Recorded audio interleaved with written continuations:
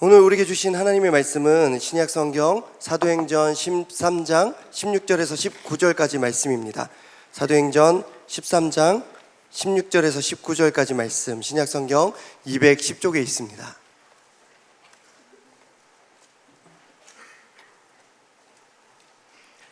사도행전 13장 16절에서 19절까지 말씀을 제가 한 절, 여러분도 한 절 교독하겠습니다. 제가 먼저 읽겠습니다. 바울이 일어나 손짓하며 말하되 이스라엘 사람들과 및 하나님을 경외하는 사람들아 들으라.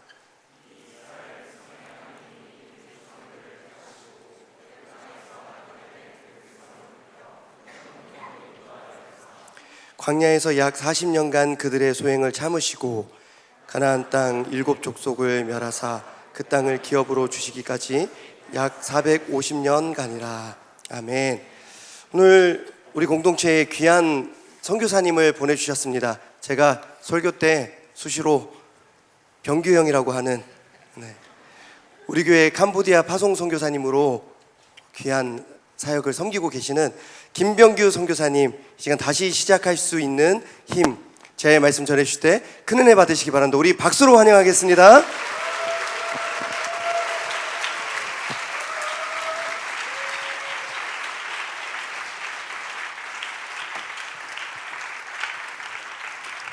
실수 없이 그냥 가고요. 갑자기 설교하라 그래가지고 뭐 특순 이런 거 없고요. 제가 하라고요. 할렐루야. 좋네요. 이 자리에 다시 서니까 좋습니다. 저는 아직까지는 선교사라고 부르면 어색한 김병규 목사입니다. 이 자리에 설 수 있어서 정말 기쁘고 하나님께 감사하고 또 담임 목사님께 감사드립니다. 어제 새벽에 목사님을 만났는데 목사님이 내일 설교 좀 하라고 하셨어요.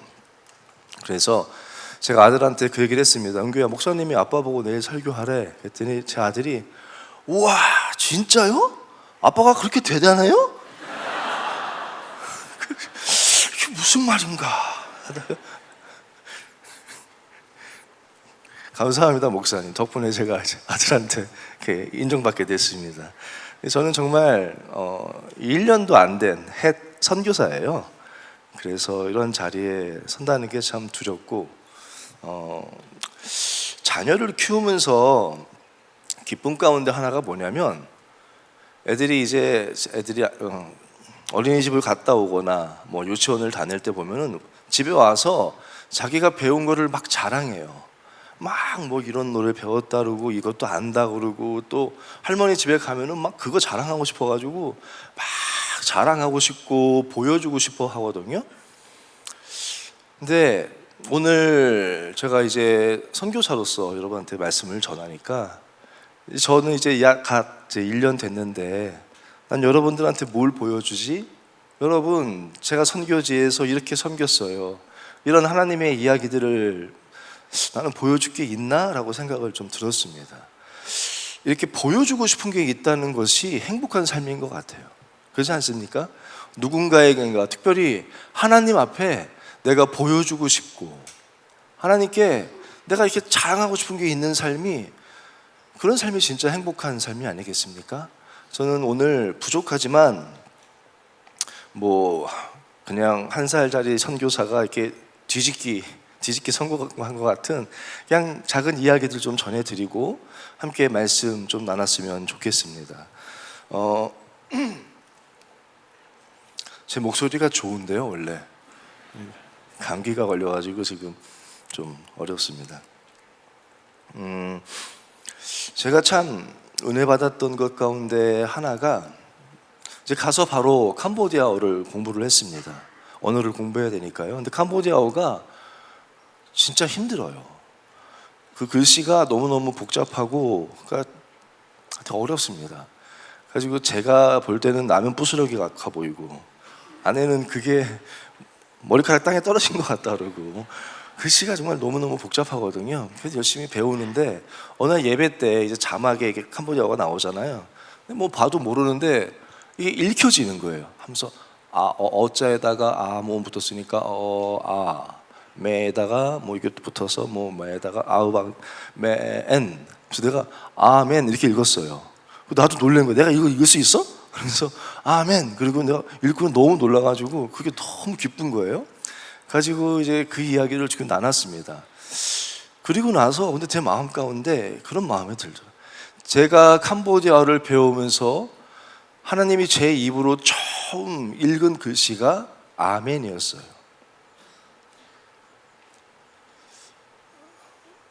근데 그게 은혜가 되는 거예요. 처음 시작하면서 하나님이 나에게 아멘을 요구하시는구나. 이후로 걸어가는 순간순간마다 여러 일들이 있을 텐데 그때마다 하나님이 나에게 아멘을 요구하시는구나. 그래서 제가 그때 다짐했습니다. 하나님, 저는 이제 어떤 순간에도 아멘 하겠습니다. 아멘 하겠습니다. 그러면서 이제 캄보디아 공부를 열심히 하고 있습니다. 그러다가 또 뭐 캄보디아를 배우게 되는 것들이 참 다 은혜가 돼요. 그래서 하나씩 말을 배워가면서 또 새로운 말로 또 하나님께 은혜 받고 있고요. 제가 캄보디아에 가서 처음으로 한 일은 뭐냐면 가서 뭐 말도 안 되고 아무것도 모르겠으니까 이렇게 보는데 성전이 코로나 한 3년 겪으면서 많이 돌보지를 못했어요. 아주 여기저기가 막 창고처럼 돼 있고 좀 거미줄도 많고 지저분하더라고요. 제가 그게 마음이 안 좋아서 처음으로 한 사역이 청소입니다. 교육자들 다 불러놓고 이제 매일 청소하겠다. 그리고 매일 경건회 끝나고 청소를 시작하는 거예요. 근데 이 캄보디아 사람들은요 그게 있어요. 카페에서도 알바생이 10명 있으면 그 중에 뭐 2명은 설거지 알바고 뭐 나머지는 서빙이면 서빙 알바가 설거지는 안 해요. 자기는 서빙하는 사람이라는 거예요. 설거지 알바는 또 서빙 안 해요. 근데 교육자들은 자기는 말씀 전하는 사람이라는 거예요. 청소를 안 해요. 제가 청소하자 고참들이 남아있어요. 안 해요. 넌 뭐하니? 그러니까 설교 준비한대. 설교할 때도 없으면서 지금 설교 준비한대. 일로 와. 그리고 같이 가서 저가 같이 막 하니까 당황하면서 청소를 하루씩 하다가 점점 깨끗해지니까 그 교육자들이 성전이 깨끗해지는 모습을 보면서 기쁨도 누리고 한 2주 정도를 매일 청소를 한 것 같아요. 그리고 청소를 하고 또 여러 가지 망가진 것들을 고치고 제가 제일 먼저 했던 일은 사실은 청소보다 한 성도가 우리가 그 리프트가 하나 있거든요. 1층에서 2층까지 이렇게 왔다 갔다 하는 거. 근데 그게 망가졌었어요. 근데 그걸 고치는데 $200가 있다는 거예요. $200가 드는데 사실 제가 그때 재정이 저희 교회가 금고를 열어봤는데 200리엘이 남았었어요. 200리엘이면 얼마냐면 1000리엘이 한 300원 돼요. 1000리엘이. 그러니까 200리엘 재정이 저한테 넘겨진 게 200리엘. $200가 든다고 그러고. 그래가지고 어떻게 하다가 제일 먼저 한 것이 한 성도가 계단을 무릎으로 막 기어서 예배드리러 올라오는 거예요. 그거 보고 내가 제일 처음으로 하는 사역은 이 리프트를 고치는 것이다. 왜냐하면 하나님의 마음이 가장 낮은 자에게 있을 것 같아요. 그래서 제일 처음으로 했던 것은 그걸 고치고 하나씩 고치고 가는데 우리 선교지에 제일 정말 기도대장 여자 선교사님이 한 분 계세요. 근데 그 선교사님이 저에게 그렇게 얘기하는 거예요. 김병교 선교사님 후임으로 어떤 목사님이 온다는데 기도하면서 계속 그렇게 기도했대요. 요시야 같은 선교사님이 오게 해달라고. 그런 마음이 들었다. 요시야 같은 선교사님이 오게 해주세요. 요시야 같은 선교사님이 오게 해주세요. 그랬는데 제가 와서 처음 하는 게 청소, 성전 수리. 요시야 아시죠, 여러분들? 몰라요. 황대성 목사가 뭐 맨날 농담이나 하고 뭐 성경을 가르쳐야지 형이 뭐좀 이러니까 그래요. 요시야 왕이라고 제일 왕이 되자마자 한 것이 성전을 청소하고 고치고 그 가운데 하나님 말씀을 발견해서 회개하고 절기를 회복하고 예배를 회복했던 사람.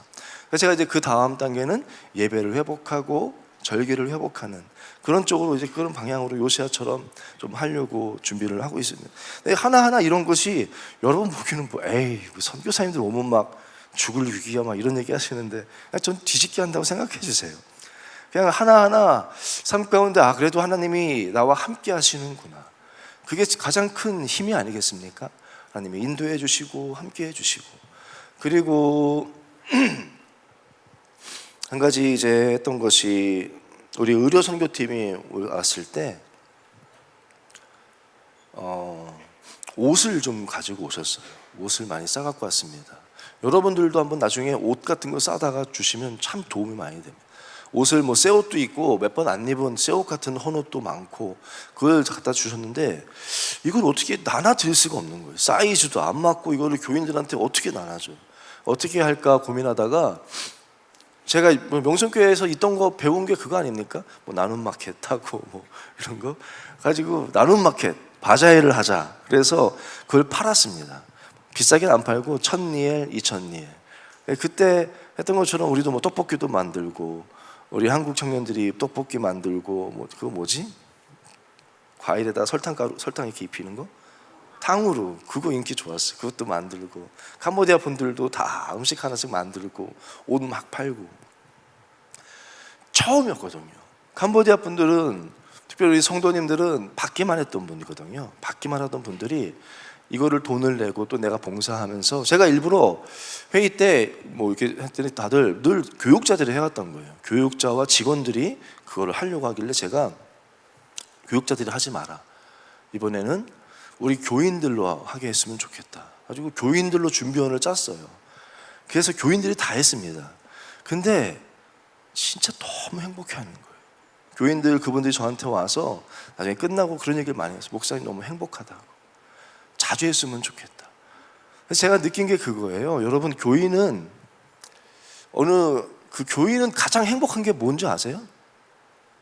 여러분 언제 행복하세요? 목사님 말씀 설교에 은혜 받을 때 행복하세요?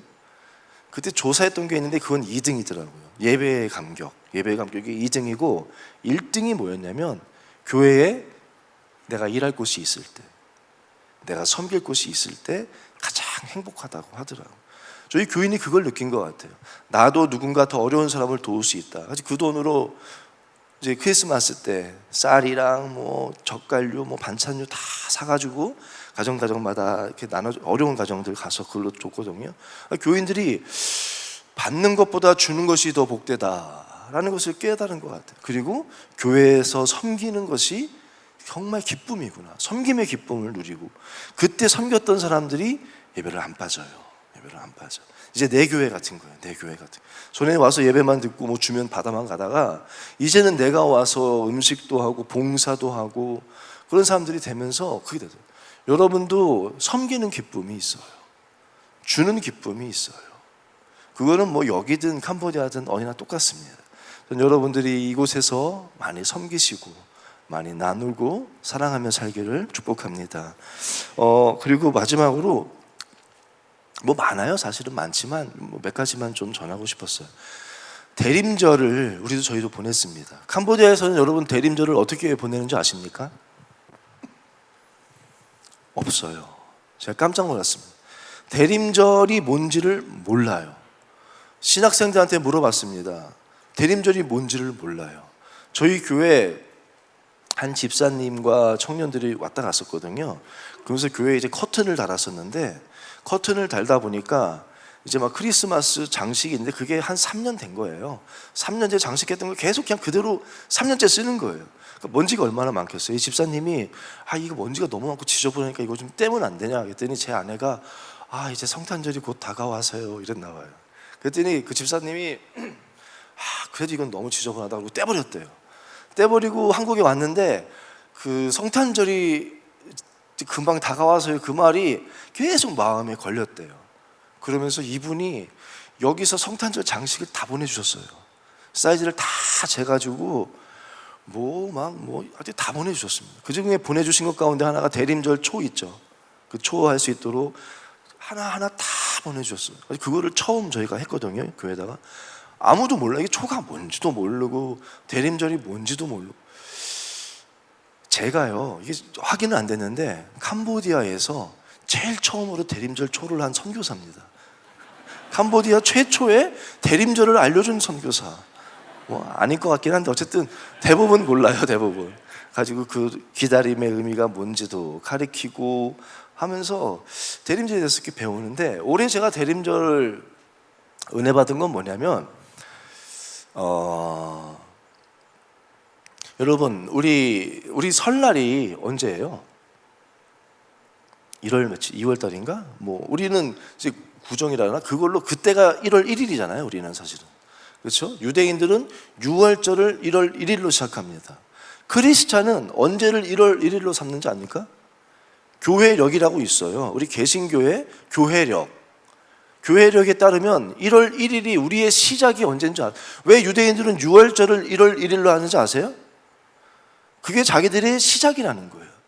하나님이 노예에서 사망에서 생명으로 옮겨주신 나 같은 자를 건져주신 그날, 그게 유대인들의 정체성이거든요. 그게 생일이에요. 그래서 유대인들은 6월절을 1월 1일로 삼아요.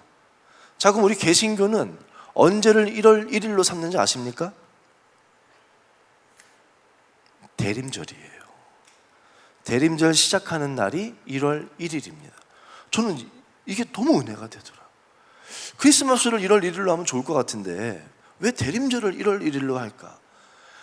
제가 느낀 건 그겁니다. 성도의 삶은 기다림이 성도의 삶의 시작이에요.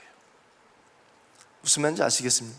우리의 시작은 약속의 말씀을 받고 그 말씀을 붙잡고 기다리며 나아가는 것부터가 시작이지, 뭔가 하나님이 짠 다 이루어져 가지고 그게 아니더라. 구약은 뭡니까? 예수님이 오실 거란 약속의 말씀을 붙잡고 그 예수님을 기다리는 내용들 아니겠습니까? 예수님이 어떤 건지를 그림자로 보여준 내용이 그림자고, 예수님이 오셔서 잠깐 예수님이 어떤 분이신지, 하나님 나라가 어떤 건지 쭉 해주시고 십자가에서 죽으시고 부활하시고 그 이후의 신약 성경은 또 뭡니까? 다시 오실 예수님을 기다리는 내용. 우리 성도의 삶은요, 시작도 기다림이고 끝도 기다림이에요. 여러분이 이 기다림이 우리의 삶이더라고요. 우리의 삶. 그것이 저는 참 은혜가 됐습니다. 그 기다림 가운데 우리는 기다림이 기다림으로만 끝난 것이 아니라 우리의 기다림은 반드시 하나님의 약속의 말씀은 이루어진다는 거예요. 여러분 가운데 하나님이 주신 약속의 말씀이 있다면 믿으세요. 반드시 이루어집니다. 그런데 제가 대림절을 보내면서 느낀 것은 하나님의 약속의 말씀은 반드시 이루어져요. 그런데 그것을 누리는 사람이 있고 못 누리는 사람이 있어요. 같이 기다립니다. 다 기다렸어요. 근데 말씀대로 이루어졌어요. 예수님이 오셨어요. 근데 그 오심을, 큰 기쁨을 누린 사람들이 있고 못 누린 사람들이 있어요. 이스라엘 사람들은 메시아의 오심을 다 기다리지 않았습니까? 동방 박사들이 와서 예루살렘에 도착해서 메시아가 태어난다는 이야기를 했을 때 온 성이 요동했다고 나옵니다. 사람들이 모이면 다 그 이야기만 해요. 메시아가 오셨대, 메시아가 오셨대. 다 그 이야기만 해서 온 성이 요동했어요. 그런데 그 중에 한 명도 그 예수님이 어디서 태어나신지를 궁금해하지도 않았고 그 예수님께 나아가서 경배한 사람도 없어요. 당연히 매우 크게 기뻐하였더라. 그 동방 박사들 누렸던 그 큰 기쁨을 누리지도 못했죠. 헤롯 왕도 마찬가지 아닙니까? 헤롯 왕도 다 들었지만 누리지 못했고, 대제사장, 서기관들 다 알지만 기다렸다고 하지만 누리지 못했어. 저는 우리의 기다림이 하나님의 뜻은 반드시 이루어집니다. 근데 어떤 사람은 기다린다고 했지만 그냥 지나가, 나랑 상관없는 것이 돼버리고, 어떤 사람은 그것이 나의 삶 가운데 하나님의 그 일에 동참하게 되고 그 기쁨을 누리는 거죠. 그래서 우리의 신앙생활은요, 기다림이지만 그 기다림을 제대로 해야 돼요. 그냥 기다린다고 해서 되는 것이 아니에요. 어떤 사람들이 그 기쁨을 누렸습니까? 사모하며, 시므온은 눈이 멀을 정도로 사모하며 기다렸던 사람들, 기도하며 기다렸던 사람들, 하나님의 말씀에 순종하며 믿음으로 응답했던 사람들이 그 기다림의 기쁨을 누리는 거더라고요. 우리가 그냥 견디는 게 기다림이 아니에요. 사모하며 믿음으로 기도하며 나아가는 저와 여러분 되시기를 주의 이름으로 축복합니다.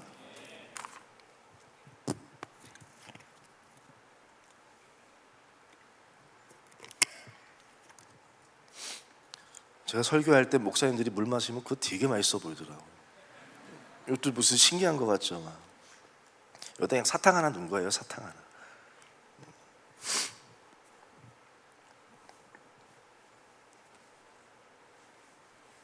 오늘 본문 말씀은 우리가 이제 1월 1일 오늘 예배가 첫 번째 예배라고 목사님 얘기해 주셔서 굉장히 부담이 되더라고요. 뭐 왜 시작하는 예배를.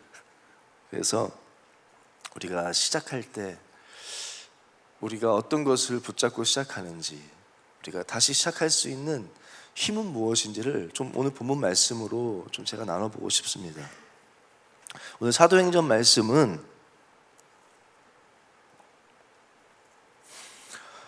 바울과 바나바의 1차 전도 여행이에요. 이제 바울이 첫 이제 선교를 시작하는 그 시점에 사도 바울이 첫 번째 설교입니다. 사실은 이전에도 설교를 많이 했어요. 안디옥 교회에서 목회를 했으니까 설교 많이 했겠죠. 설교 여러 차례 했겠지만 성경에 기록된 첫 번째 설교예요.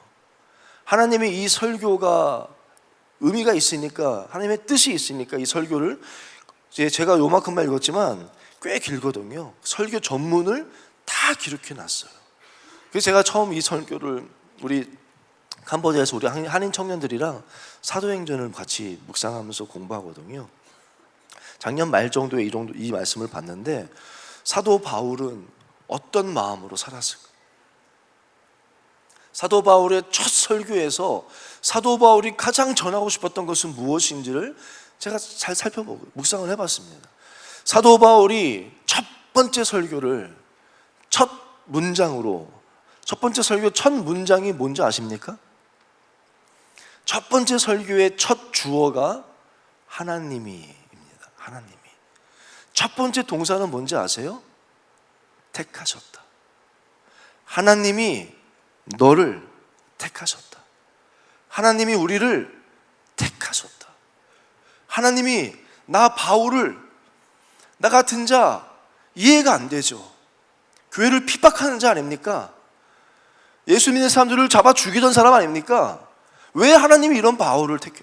아나니아한테 바울 가서 기도해주고 성령 임하게 하라고 할 때 아나니아가 왜 그런 사람 누군지 아시지 않습니까? 하면서 아나니아도 반대하고 다 반대하지 않습니까? 왜 이런 바울을 하나님이 왜 택하셨습니까? 바울이 어떻게 자신감 있게 나갔을까요? 바울은 하나님 말씀, 이는 나의 택한 그릇이다. 사도 바울의 고백이기도 해요. 우리 크리스찬의 첫 시작하는데 우리 마음의 기초가 뭐냐면요, 하나님이 나를 택하셨다. 하나님이 나를 택하셨다. 이게 우리의 시작입니다. 이게 있어야 흔들리지 않아요. 우리 진우와 장미 결혼하는데 왜 결혼해? 예뻐서? 예쁜 게 얼마 안 가. 뭐 있어서? 그것도 안 가. 더 예쁜 사람 만나면 그럼 어떻게 할 거야? 너. 결혼 가정의 기초는 하나님이 짝지어 주셨다. 나를 가장 잘 알고 나를 사랑하시는 하나님이 짝지어. 그게 기초예요. 그거 위에서 쌓는 거예요. 우리 신앙생활의 기초는 뭐냐? 우리 성경의 기초 뭡니까? 태초에 하나님이 천지를 창조하시니라. 이것부터 이제 시작하는 거잖아요. 그렇지 않습니까?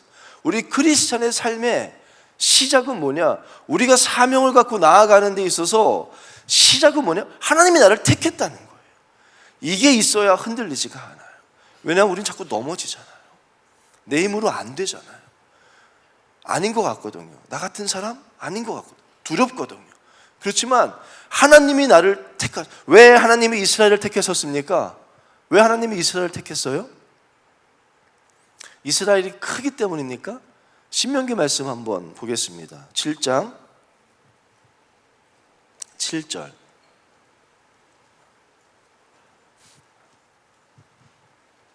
함께 읽겠습니다.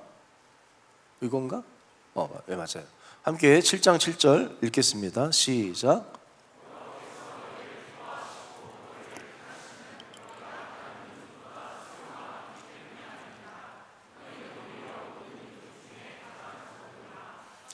너희가 숫자가 많아서가 아니에요.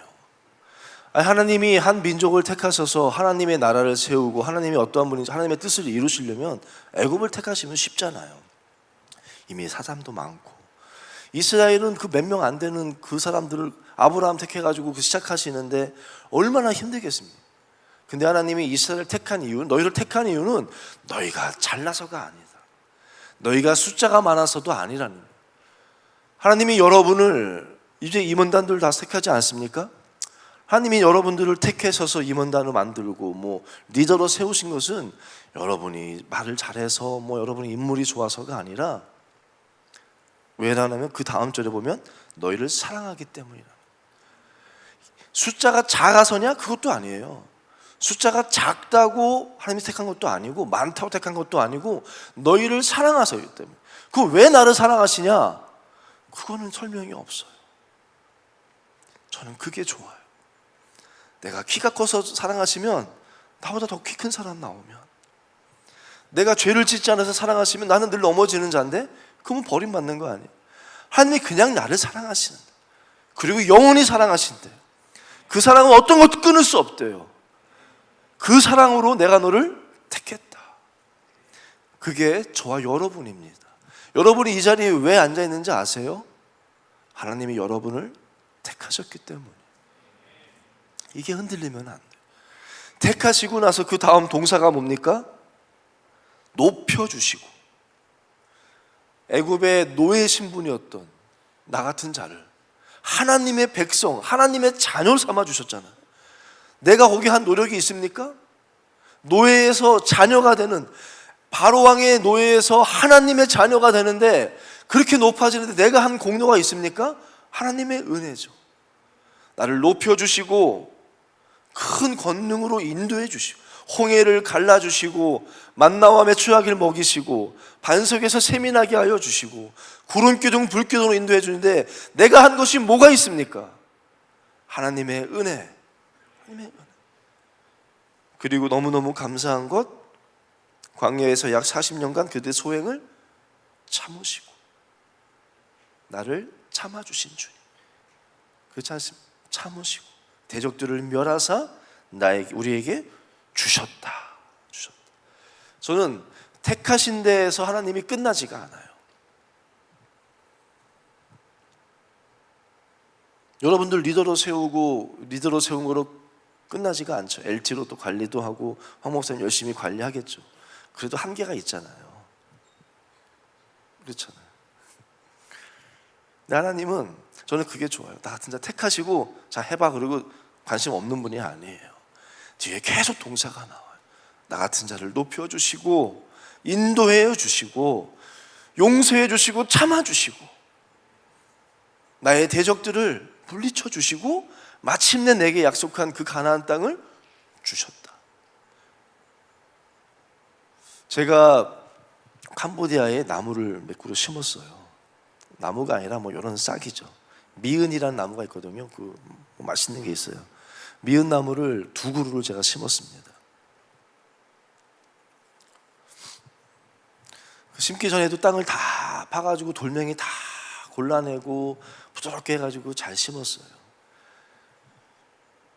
미은 나무를 제가 심고 그 나무가 잘 자라고 열매 맺기를 기대하면서 심었습니다. 제가 어떻게 했겠습니까? 매일매일 물 주는 거예요. 건길에서 비가 안 오니까 또 낮에 주면 탈 수 있으니까 새벽에 일찍 물을 줍니다. 아니면 저녁에 물을 줍니다. 가서 사랑한다고 말도 해주고. 그 심고 나서 제가 택했잖아요. 심고 나서 내팽개치는 게 아니에요. 근데 점점 잡초가 올라와요. 근데 제가 잡초를 잘 못 뽑아요. 못 뽑는다는 게 실력이 없다는 게 아니라 잡초도 예쁘잖아요. 제가 어떤 시를 하나 본 적이 있는데 그 시 때문에 제가 잡초를 다르게 대하기 시작했거든요. 한번 볼까요? 시? 제가 읽어볼게요. 논에서 잡초를 뽑는다.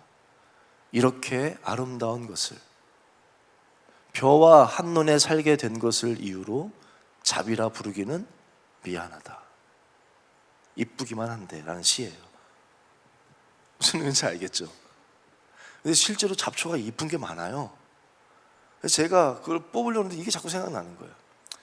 내가 뭐라고 한 생명 구원도 못하고 맨날 이런 놈이 어디 이 생명을 내가 뽑아? 이렇게 열심히 살아보겠다고 꽃을 피우고 막 하는 애들을 내가 어떻게 뽑아? 못 뽑겠는데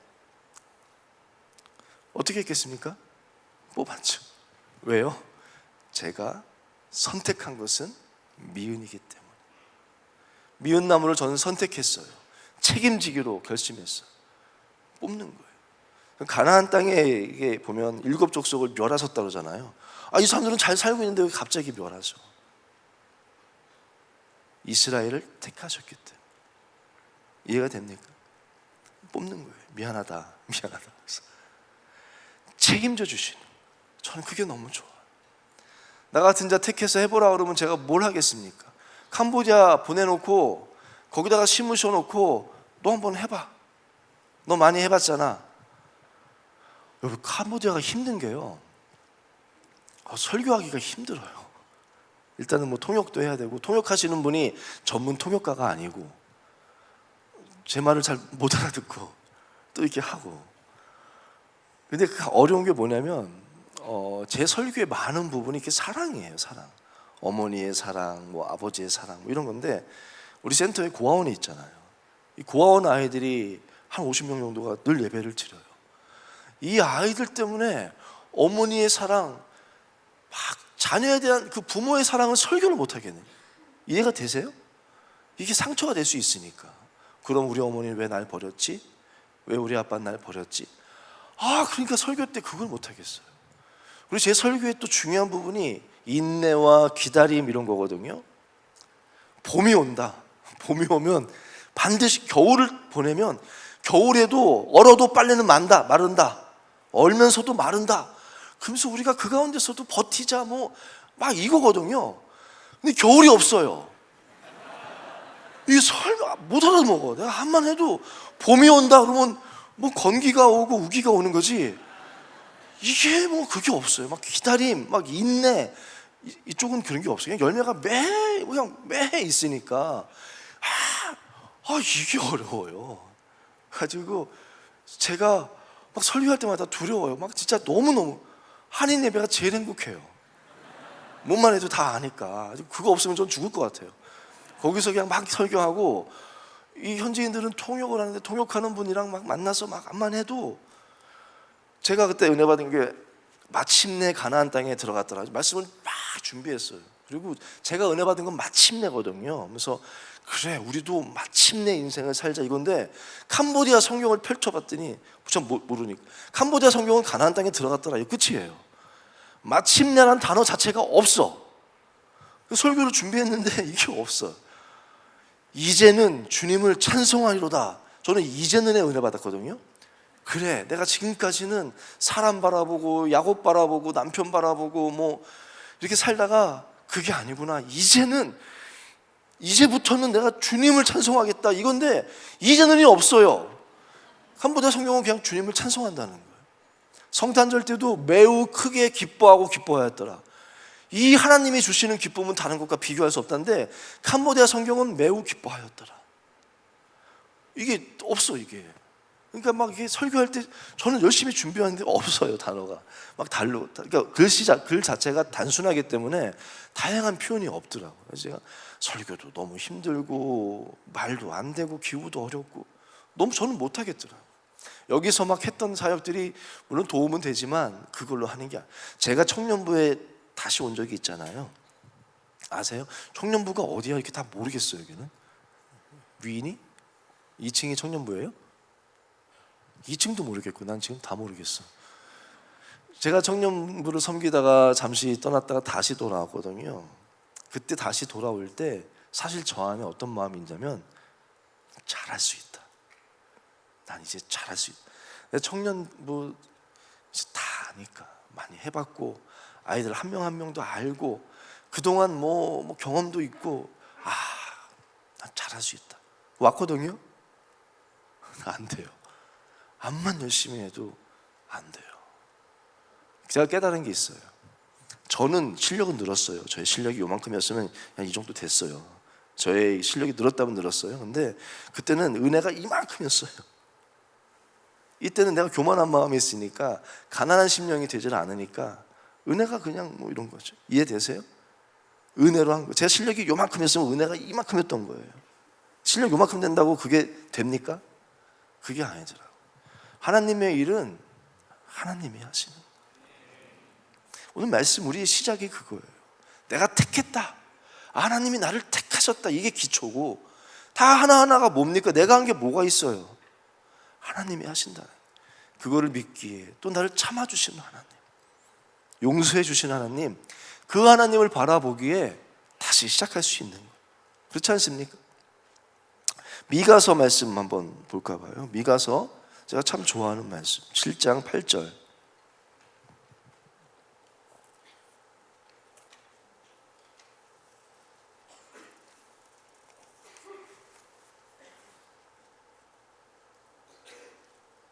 같이 읽겠습니다. 시작.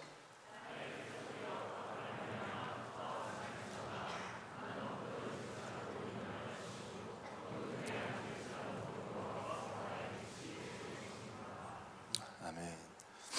늘 넘어지잖아요. 저는 이 말씀을 전에는 몰랐는데 어디서 봤냐면 철로역정에서 봤어요. 철로역정에서 기독교인이 순례길을 갑니다. 여러 시험이 와도 잘 이겼어요. 근데 이제 아볼로온이랑 싸우는데, 아볼로온이 무슨 작전을 쓰냐면 이 기독교인이 지었던 죄들을 막 보여주는 거예요. 너 이런 죄를 졌잖아. 너 같은 놈 부끄럽지도 않냐? 점점 막 자신을 너 이런 놈이잖아. 그래서 막 죄들을 막 보여주는 거예요. 기독교인이 점점 넘어집니다. 그러다가 싸우던 칼을 놓쳐요. 그리고 넘어지고 아볼론이 올라타가지고 목을 막 조입니다. 그러면서 기독교인이 그래, 나 같은 놈이 뭐 끝이다. 그리고 이제 포기해요. 거의 죽기 직전에 하나님이 갑자기 힘을 주십니다. 그러면서 놓쳤던 칼을 잡아라. 그래서 그 칼을 딱 잡는데, 그 칼이 말씀이잖아요. 그 말씀이 이거예요. 이 기독교인이 나의 대적이여 나로 말미암아 기뻐하지 마. 너 나 넘어뜨린 것 같지? 더 기뻐하지 마. 나는 엎드러질지라도 다시 일어날 것이다. 나 그런 죄 지은 사람 맞아. 나 그렇게 부족한 사람 맞아. 그렇지만 나는 다시 일어날 것이다. 왜요? 하나님이 내 손 잡아주시니, 하나님이 참아주시고 용서해 주시니.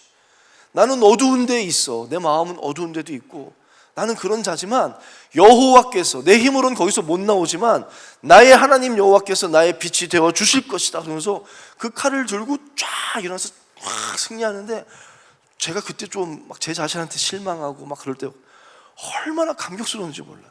그래서 제가 그때 이 말씀을 외웠던 기억이, 나의 대적이여 나로 말미암아 기뻐하지 말자. 그래, 나는 엎드러질지라도 내 하나님이 다시 나를 일으켜 주실 거야. 그래, 나는 어두운 가운데에 앉을지라도 나의 하나님 여호와가 나의 빛이 되어 주신다. 너 기뻐하지 마. 그리고 싸우는 다시 싸우러. 그리고 믿음의 길을 계속 가는 거거든요.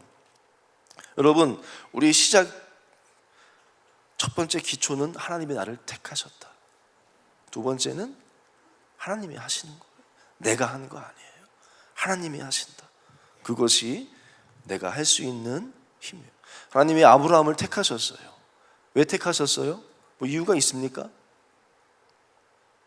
그죠? 사랑하셔서 택하셨어요. 아브라함을 복주사 높여줬습니다. 그를 축복하는 자에게는 축복해 주시고 저주하는 자에게는 저주해 주십니다.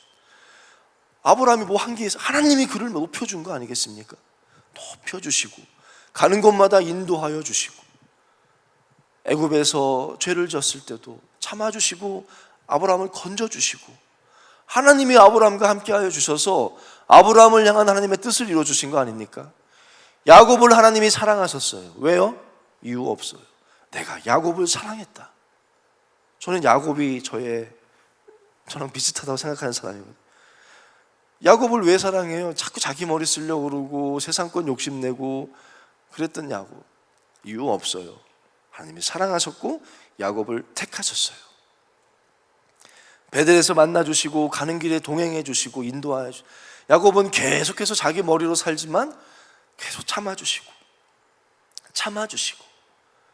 야곱으로 하여금 하나님을 붙잡도록 계속 그 인생 가운데 같이 하셔서 결국 야곱의 12아들을 12지파 삼아서 야곱의 이름을 이스라엘로 바꾸셔서 그 아름다운 계획을 이루신 것이 하나님 아니십니까? 그것이 우리가 다시 일어날 수 있는, 다시 시작할 수 있는 이유인 줄로 믿습니다. 여러분, 새해입니다.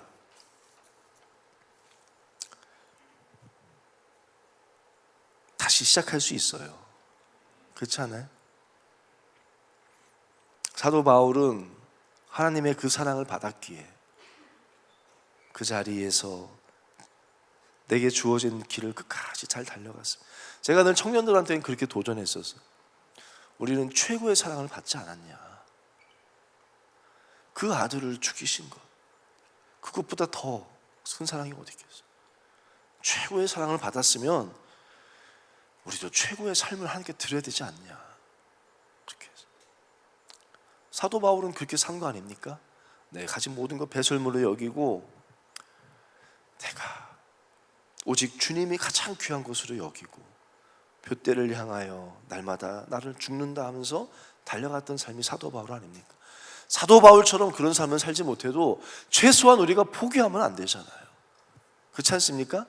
엎드러졌다고 그냥 포기하고 계속 그렇게 있으면 안 되잖아요. 다시 말씀을 붙잡으십시오. 나는 엎드러질지라도 일어날 것이요, 어두운 데 앉을지라도 나의 하나님이 나의 빛이 되어 주실 것입니다. 이 말씀을 붙잡고 나를 택하시고 사랑하셔서 택하시고 사랑하셔서 나와 끝까지 함께 해주시는, 높여주시고 건지시고 참아주시고 인도해주시는 그 하나님을 믿는 믿음으로 살아가기를 주의 이름으로 축복합니다. 몇 시까지 지금 끝내면 되는 거죠? 진짜 허락 받아야 돼. 제가 지금 감이 없어요. 어저께는 화장실 갔다가 키를 가져가라는데 키를 들고 갔는데요,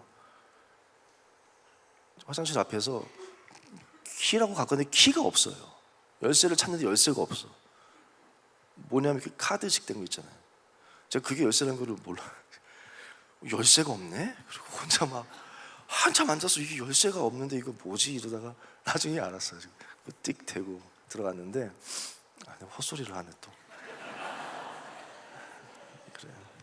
제가 좋아하는 말이 있어요. 여러분들도 아마 아실 거예요. 제가 처음에 청년부 다시 와서 주제로 삼았던 것, 하나님의 이야기가 가득한 삶. 저는 살아보니까 이게 제일 좋더라고요. 내가 뭘 했느니 뭐 내가 어쩌니 그게 중요한 게 아니라 하나님이 내 삶 가운데 하신 이야기, 그게 진짜 자랑거리고 그게 진짜 은혜 아니겠습니까? 그래서 제가 꿈꾸는 삶은 그거예요. 내 이야기 필요 없고 하나님의 이야기가 많은 삶. 전 여러분들이 그런 삶을 살았으면 좋겠어요.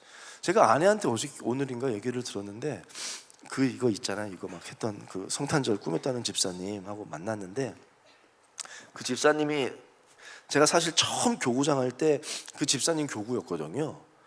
제가 2년 동안 그 집사님 교구를 담당했었어요. 근데 그 집사님이 그렇게 얘기했대요, 아내한테. 저는 목사님이 참 좋은 기억이 뭐냐면, 목사님하고 신방을 가면 항상 기도를 시작하시는데 무릎 꿇고 하나님 아버지 하고 기도를 한대요. 근데 목사님의 하나님은 어떤 하나님 아버지인지는 모르겠지만 이상하게 신기한 경험이에요. 갑자기 내가 하나님 아버지 이렇게 하면은 확 뭔가 감동이 된대요. 그러면서 눈물이 막 났대요. 자기도 이해할 수가 없었대요. 그러니까 신방 때마다 그렇게 하나님 아버지 하면 눈물이 나가지고 그 신방부장님한테 저를 신방대원으로 많이 놓달라고 그래가지고 신방을 많이 따라오셔. 제가 힘들어요. 왜냐면 신방을 많이 오면 같은 설교를 할 수 없거든요. 이분이 한 30-40분 왔어요. 그러면 계속 신방대원 확인해가지고 또 다른 설교 또 막 어떡하지. 근데 저는 그 말이 어저께 듣고 너무 좋은 거예요.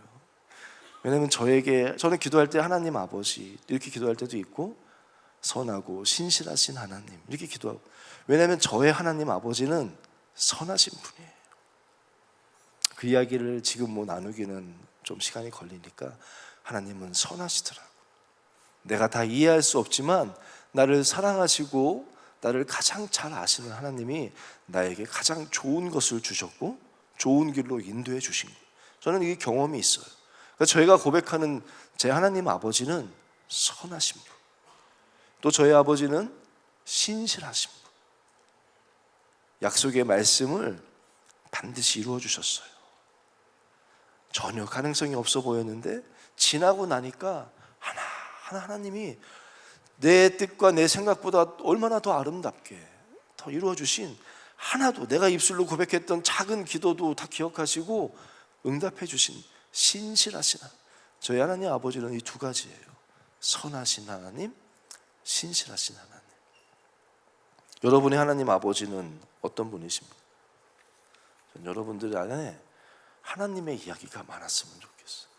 그 찬양이 생각났어요. 같이 부르고 싶어요. 시선이라는 찬양 아시죠? 그게 뭐예요?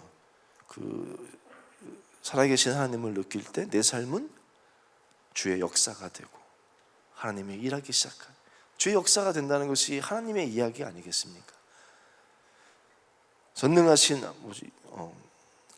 또 살아계신 하나님을 느낄 때 2절이 없나? 세상은 주의 나라가 되고, 그게 없네 여기, 그렇죠? 세상은 주의 나라가 되고, 우리가 꿈꾸는 삶은 그거 아닙니까? 내 삶은 하나님의 이야기, 그 은혜 감사해서 나아가서 세상을 섬기고 전도할 때 이 땅 가운데 하나님의 나라가 이루어지는 것. 언제요? 근데 이것의 시작이 뭔지 아세요? 이 찬양에 내게로부터 눈을 들어 주를 보기 시작할 때, 이게 시작이더라. 나 바라보는 것이 아니라 여기서부터 눈을 들어서 주님 보기 시작할 때, 나를 택해 주신 하나님, 나를 사랑하셔서 택해 주신, 영원히 변치 않는 그 사랑으로 택해 주신 나의 하나님 아버지, 그분을 보기 시작할 때 시작되는 거죠. 우리 찬양 같이 하고 기도했으면 좋겠습니다. 싱어들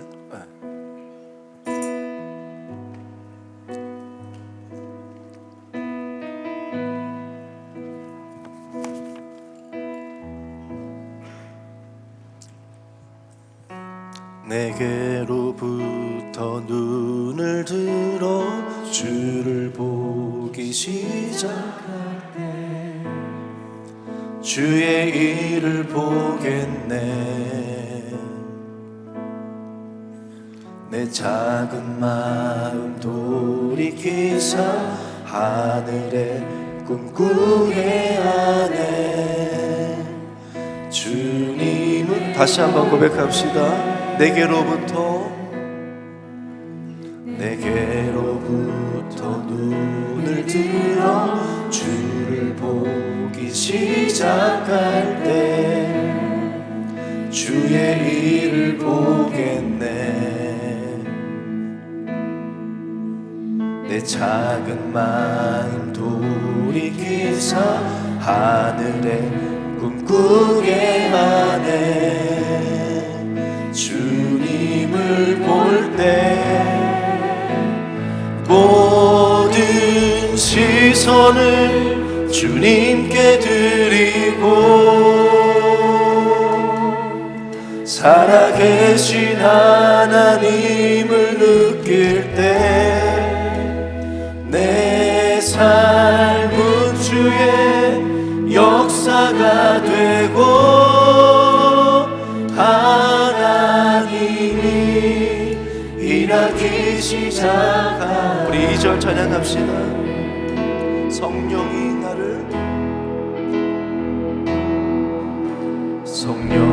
나를 변화시켜 모든 두려움 사라질 때 아멘. 주의 일을 보겠네. 황폐한 땅 한가운데서 주님만 알게 되리. 주님을 볼 때 모든 시선을 주님께 드리고 사랑하신 하나님을 느낄 때 세상은 주의 나라가 되고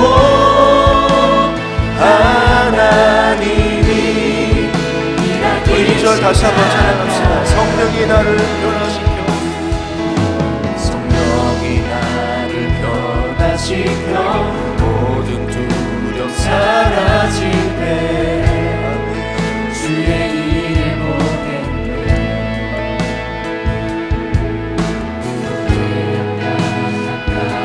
내 가운데서 주님만을 알게 되리.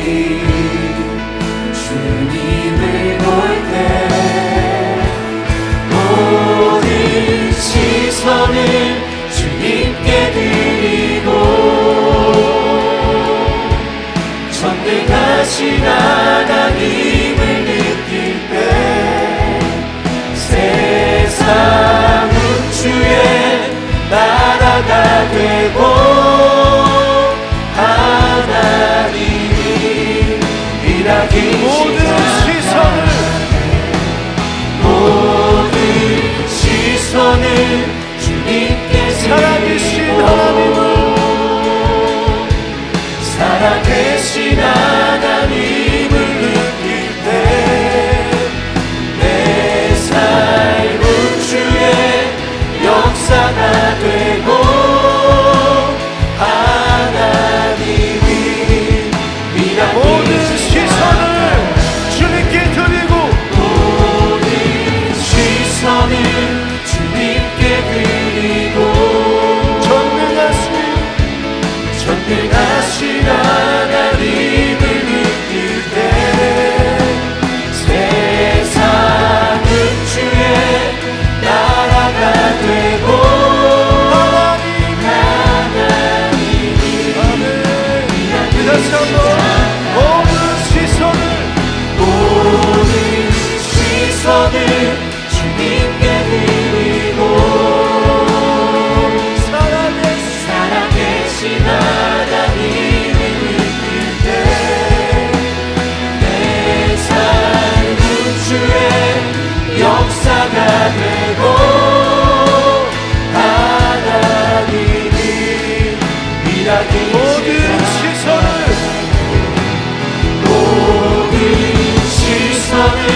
주님께 드리고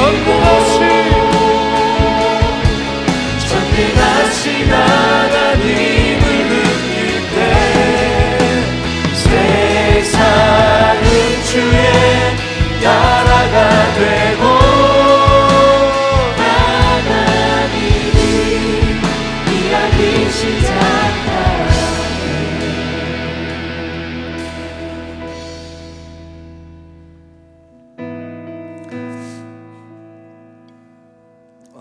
신앙생활은 기다림입니다. 믿음으로 기다리세요. 기도하며 사모하며 반드시 이루어집니다. 우리 청년대학부를 향한 하나님의 뜻과 계획하심이 이루어질 줄로 믿습니다. 근데 그때 누리는 자가 되기를 축복합니다. 가나안으로 인도하셨는데 딱 2명 누렸어요. 여호수아와 갈렙. 많지 않더라고요. 하나님, 제가 그 한 사람 되길 원합니다. 저는 우리 모두가 다 그런 자 됐으면 좋겠어요. 여러분 삶을 향한 하나님의 계획을 믿으십시오. 우리 하나님은 선하시고 우리 하나님은 신실하십니다. 그 하나님이 살아계셔서 나를 택하셨고 나와 함께 하시고 나를 사랑하시고 참아주시는 하나님, 그 하나님을 바라보며 하나님 나를 도와주시옵소서, 나와 함께하여 주시옵소서. 내가 주와 함께 달려가겠나이다. 내가 주님을 바라보나이다. 주여 내게 은혜를 베풀어 주시옵소서. 우리 주의 이름을 3번 부르니까 함께 기도하며 나가겠습니다. 주여 주여 주여. 오 하나님, 아버지여 아버지여 아버지여, 이것을 바라봐 주시오. 이것이 하나님의 택하신 자들이 모여있습니다. 아버지께서 택하신 사랑하는 자들이 모여있습니다. 자꾸 연약하지만 올려두지 아니하시고 아버지의 이들을 붙잡고 계시고 아버지의 이들을 인도하시며 높여주시는 나의 하나님 아버지를 오 주여, 이것에 주의 영을 부어주시옵소서. 성령님 이들의 마음을 변화시켜 주시옵소서. 엎드러질지라도 일어나게 하여 주시고, 어둠 가운데 있는 자들이 있습니까? 마음에 눌린 자들이 있습니까? 하나님이 주시는 새 소망이 이들 가운데 넘치길 원합니다. 아버지, 우리 눈 속에 이를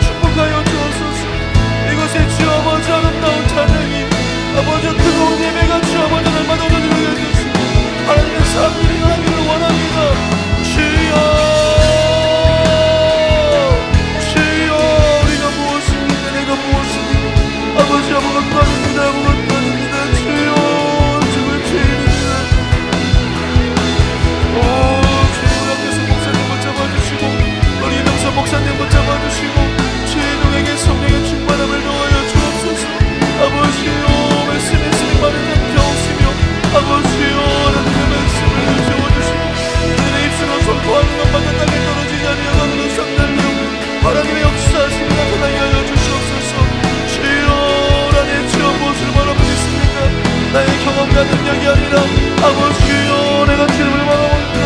오 하나님 아버지를 받아봅니다. 주여 내 하나님은 아버지여 아버지여 넘어지는 것 하여 주시고 넘어지더라도 주 아버지 일어나게 하여 주시옵소서. 아버지 놀랐는데 없게 하여 주시고 주여 다시 시작할 수 있는 힘을 주시옵소서. 오 아버지여 이곳의 예배를 축복하여 주시옵소서. 아버지여 세워주신 원장들을 축복하시고 우리의 신행위원 장로님 김사님들 주여 복 내려주시옵소서. 아버지 연락하는 모든 교육자 가운데 성령의 충만함을 주옵소서. 우리 찬양팀 주 아버지여 축복하여 주소서. 마음의 예배 진실된 예배 하나님의 기쁨 얻으시는 다윗의 장막에 복되어지기를 원합니다. 우리 악기팀을 복 내려주시고 우리 가느라 불을 축복하여 주시고 우리 예배 모함께 하여 주시옵소서. 우리 주 아버지여 방송실을 배성경 아버지여 주의 영상의 불을 축복하여 주시옵소서. 우리 생활의 불을 기억하여 주시옵소서. 오 주여 아버지 날마다 새 노래로 주님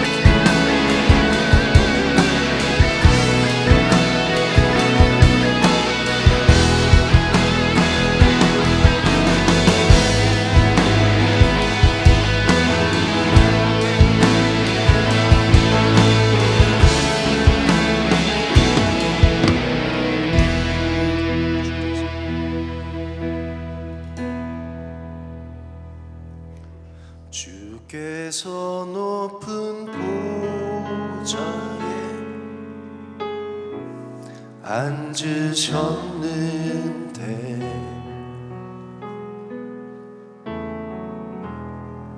그 옷자락은 성전에 가득하도다.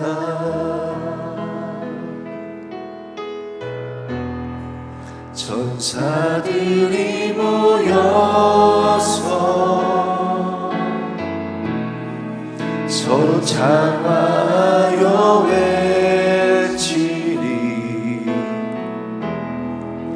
그 소리는 성전에 가득하도 거룩하다. 아멘. 거룩하다 만군의 여호와. 그 영광이 온 땅에 충만하시. 우리 다시 한번 찬양합시다. 주께서 높은 보좌에 주께서 높은 보좌에 앉으셨는데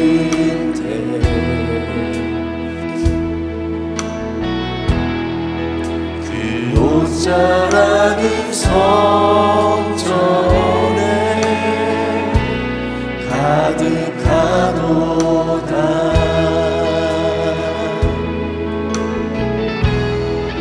천사들이 모여서 서로 장하여 외치니. 그 소리는 성전에 가득하도다.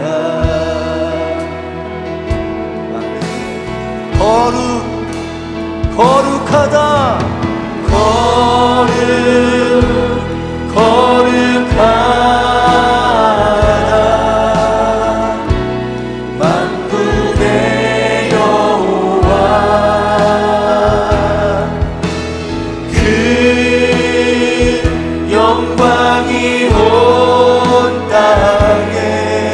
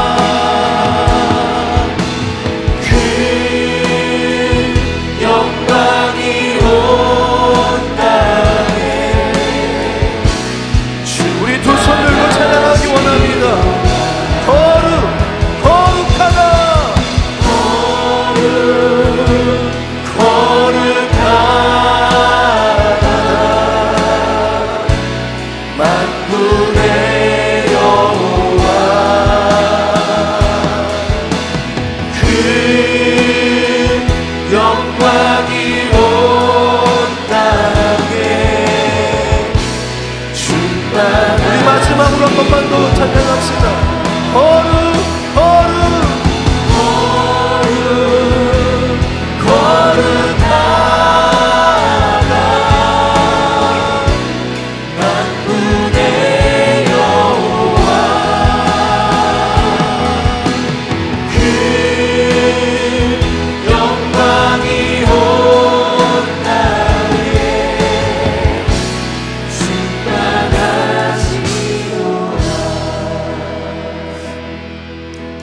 이 시간은 우리 뉴스홈제의 예배를 위하여 말씀 전하신 우리 담임 목사님, 또 황대선 목사님, 우리 이명선 목사님 위하여 이 예배 가운데 주님 늘 가장 높은 곳에 임하여 주셔서 주님의 옷자락으로 주께 나오는 모든 이들을 만져주시고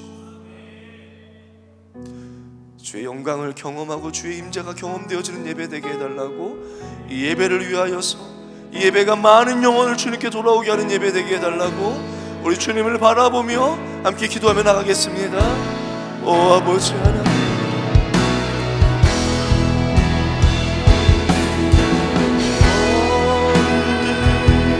거룩하다 만군의 여호와 그 영광이 온 땅에 오 주여 아버지 어쩌라고 덮어주옵소서. 상한 심령 지친 영혼을 덮어주시옵소서. 아버지 그의 눈물을 닦아주시고 아버지 주의 날개 아래 거하게 하여 주셔서 아버지여 우리 성령님의 따스한 성령님의 아버지 저들의 심령을 얼어붙은 심령을 녹여주시고 아버지 그 따스함으로 생기가 다시 살아나게 하여 주시오며 아버지들의 심장이 다시 뛰게 하옵소서. 아버지 저들의 피가 주어버리 힘있게 물게 하여 주셔서 아버지여 예배가 살아있는 예배 되게 하여 주시옵소서. 아버지 주님을 향한 아름다운 찬양의 번개 하여 주시고 아버지여 눌린 자들이 차이함을 없는 예배가 되게 하여 주시옵소서. 갇힌 자들이 주 보동에서 나오는 예배가 되게 하옵시며 하나님의 기뻐 받으신 예배가 되게 하여 주시옵소서. 많은 영혼을 아버지께로 인도하는 주 아버지여 예배가 되게 하여 주옵소서. 우리 담임 목사님을 축복하여 주시고 아버지 주를 강건하게 하옵시며 말씀이 있으면 많은 자를 켜옵소서. 주여 주의 이름의 마음을 주께서 하시나이다. 아버지 위로하시고 힘드시고 붙잡아주셔서 주의 종을 통하여 아버지여 계획하신 일들을 아버지의 모두가 하나 되어서 나아가기를 원합니다. 우리 담임 목사님 붙잡아주시옵소서. 주여 성령으로 충만하게 하여 주시옵소서. 영광을 더하여 주시옵소서. 우리 앞에서 목사님 붙잡아주시고 아버지 그 마음을 주여 녹여주시고 아버지 위로하시고 힘을 주시옵소서. 하나님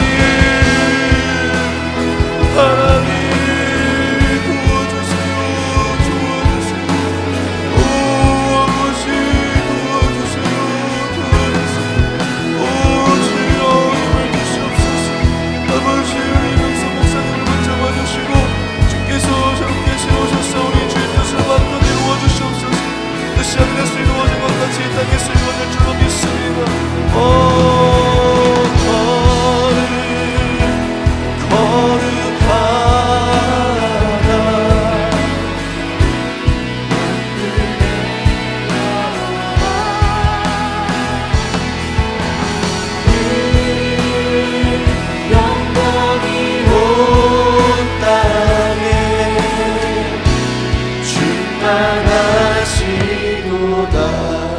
우리 목소리로만 고백합시다.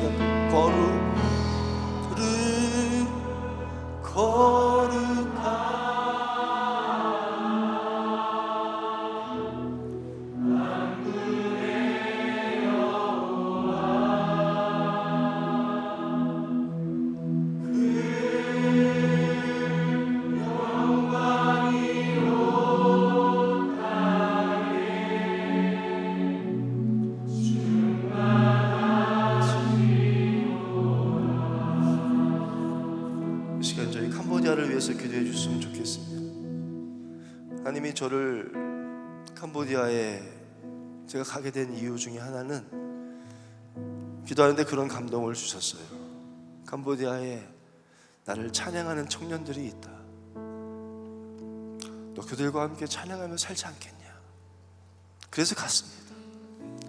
청년들과 매주 모임을 갖는데 점점 숫자가 많아져요. 점점 찬양이 뜨거워집니다. 우리가 함께 기도하는 것은 뭐냐면, 이 청년들을 통해서, 제가 청년 때 예수전도단 화요 집회를 통해서 은혜 많이 받았거든요. 캄보디아의 청년들을 위한 찬양 집회를 하고 싶은 마음이 있어. 환경을 보면 어림도 없는데 하나님이 하시는 거니까 그걸 위해서 기도하고 있습니다. 캄보디아 교회를 위하여서, 우리 청년들을 통해서 꿈꾸는 것 일들을 위하여, 또 저를 위해서 한번 같이 기도하는 시간 가지면 좋겠습니다. 함께 우리 주님의 이름을 3번 부르짖고 기도하겠습니다.